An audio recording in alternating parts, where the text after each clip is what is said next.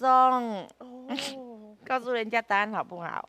哎呦，一见面就叫人家告诉你答案，这怎么好？哎呦，拜托啦，哎呦，我觉得你自己再想一下的。拜托啦。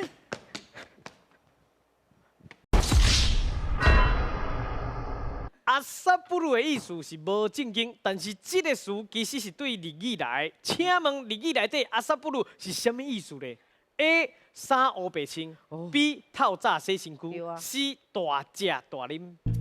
绝对是衫黑白穿，阿萨布鲁，哈，绝对是这个意思的。为什么？你确定？我自囡仔的时阵就听人讲阿萨布鲁，阿萨布鲁，对是不是？对不是？阿姨哥对不？就是你这两衫拢穿甲阿萨布鲁黑白穿啊，所以伊唔是透早洗身躯，插草你有洗身躯，我无洗身躯，大食大啉嘛一点仔关系都无，所以绝对是衫黑白穿。啊！是哦。